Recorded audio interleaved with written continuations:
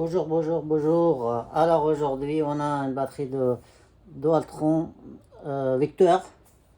C'est une batterie de 60 volts et 60 volts et 30 ampères. C'est une grosse batterie. Il est en panne. La tourtelle ne s'allume pas du tout. Et le Dualtron, il ne s'allume pas. Et si on regarde la batterie, il est complètement HS. Tac, tac, tac, on branche notre multimètre. Voilà, il s'affiche 0,3 volts. C'est qu'il a un problème et la batterie HS. Du coup, on va voir ce qu'il a exactement. Restez avec moi et on va voir. Alors, quand vous ouvrez une batterie, il faut il faut l'ouvrir toujours de côté parce que c'est mieux et cette partie-là, il protège de l'eau et si vous la coupez de côté, après c'est possible que elle empêche de l'eau de rentrer à l'intérieur après la réparation. Bien sûr, de l'eau, elle rentre toujours après la réparation et si vous la coupez de côté, il y a moins de risques. Voilà, on coupe avec le cutter. Il est bien étanche. Oh.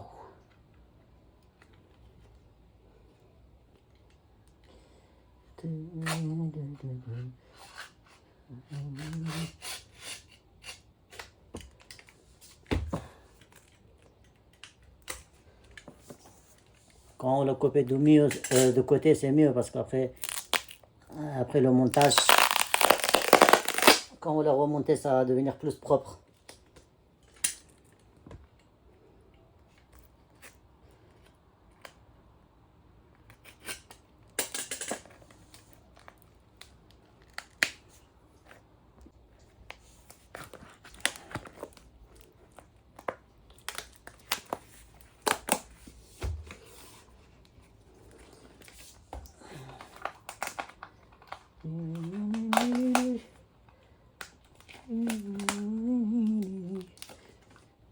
Voilà, on enlève sa protection proprement, sans déchirer, sans abîmer.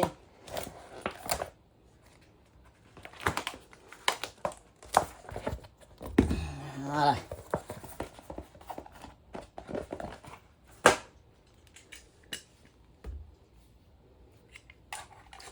Maintenant, une fois que comme ça, il faut juste couper un seul côté.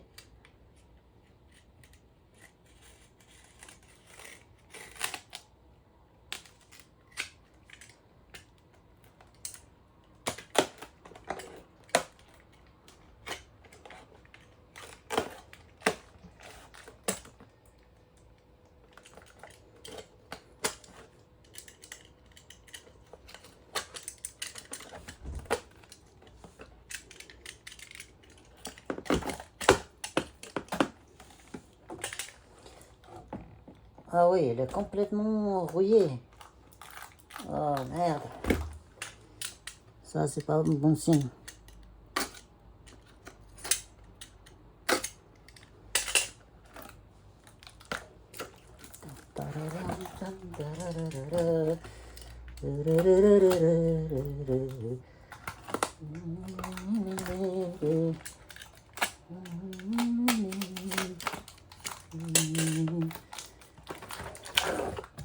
Voilà, ça c'est notre batterie.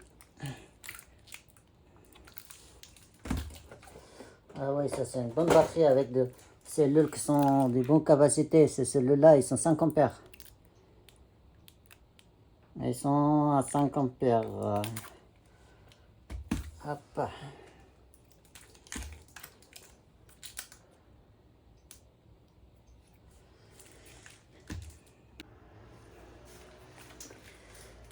Alors,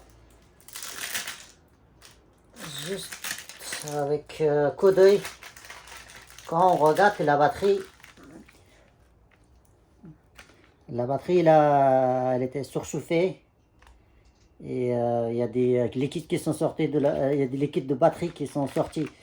Et ça, c'est pas de la rouille, c'est pas, il a pas pris de l'eau, mais ça, c'est des liquides qui viennent de l'intérieur d'Aku, qui sont là. Et aussi ce côté-là, pareil, ce côté-là, on voit aussi que ils sont pas en bon état.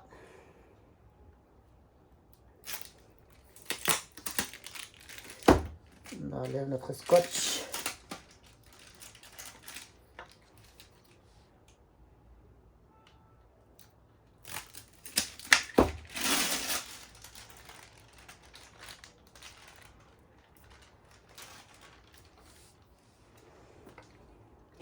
Ouais, on voit ici.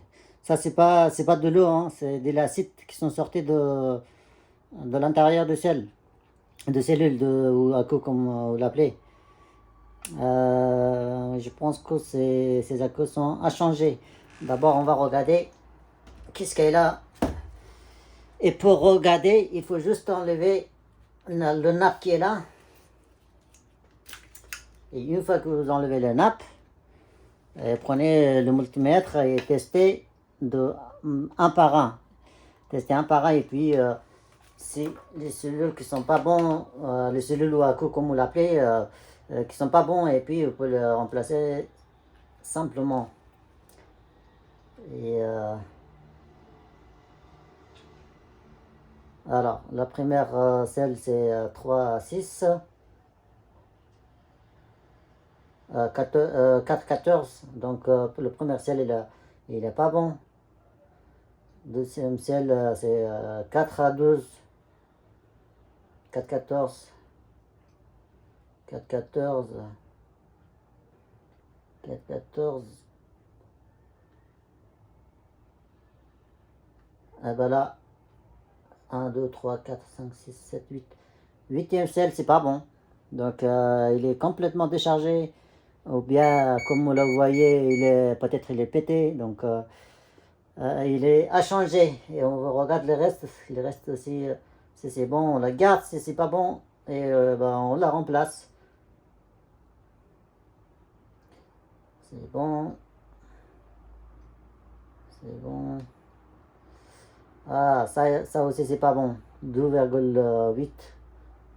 C'est pas bon. Jusqu'à ici, on a deux cellules qui sont pas bons.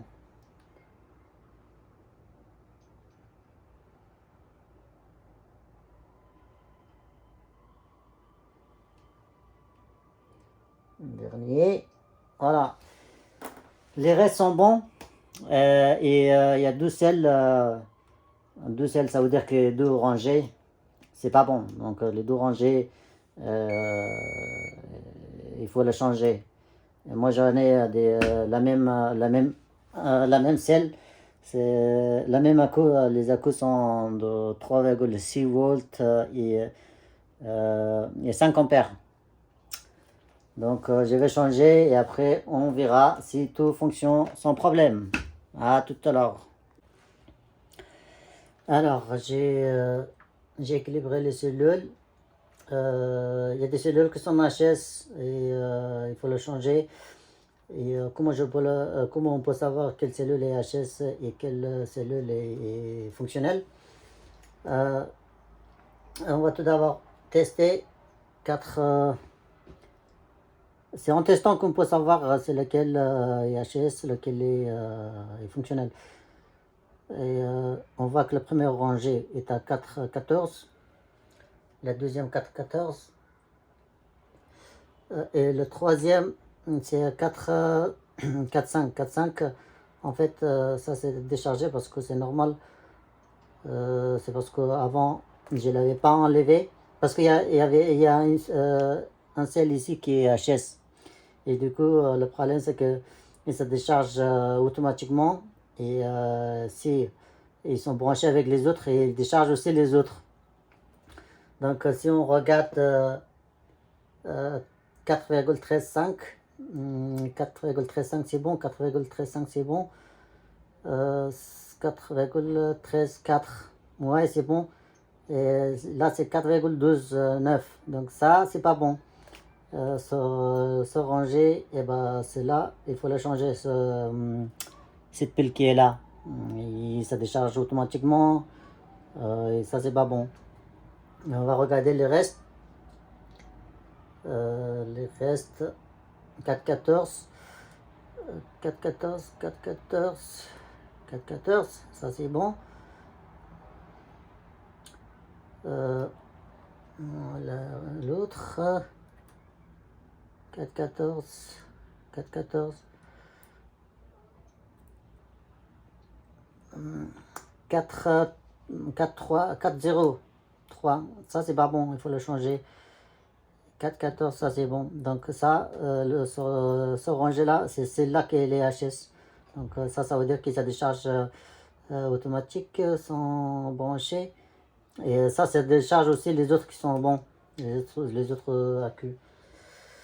Et si on continue, c'est bon, c'est bon, c'est bon, c'est bon,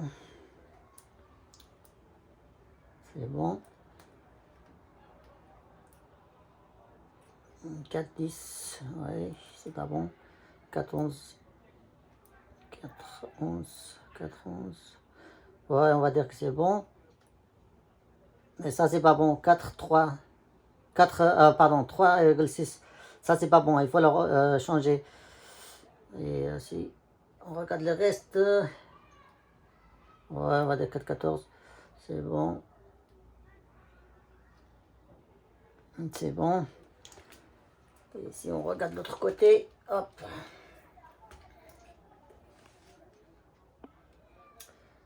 4,13, c'est pas bon.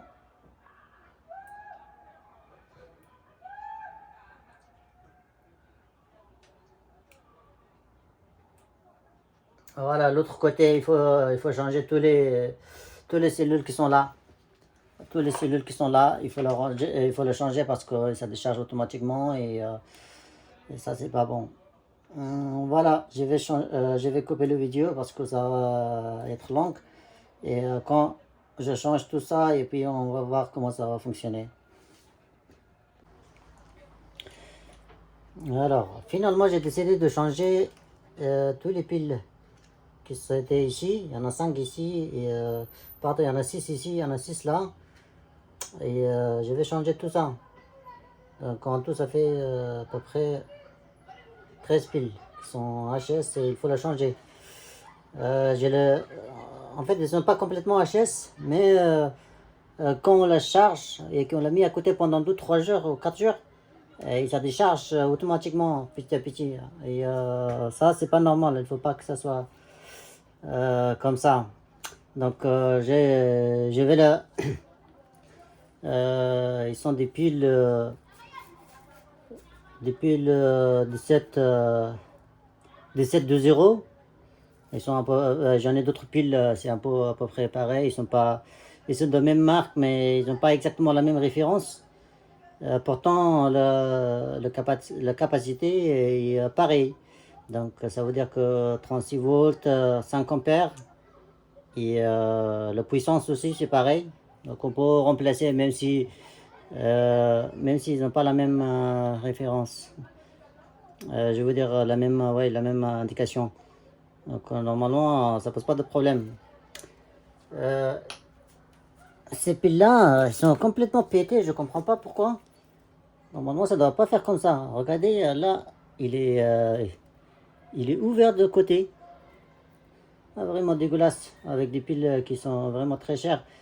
Et quand on regarde la qualité, c'est un peu la merde, on peut dire. Bon, je vais changer tous les piles, je vais les souder. Et puis, on va voir si tout fonctionne sans problème. Voilà, on verra. Je viens de tout souder. Vous voyez, le soudeur, c'est impeccable. J'ai changé tous les piles, tous les piles qui ne fonctionnaient pas. Et je viens de souder, je viens de déséquilibrer. Et au niveau de sortie aussi, ça sort des bons voltages. Sachant que c'est une batterie de 60 volts. Et quand il est chargé à fond, normalement c'est 67, voilà, 67,2 volts. Donc la batterie, il est bon.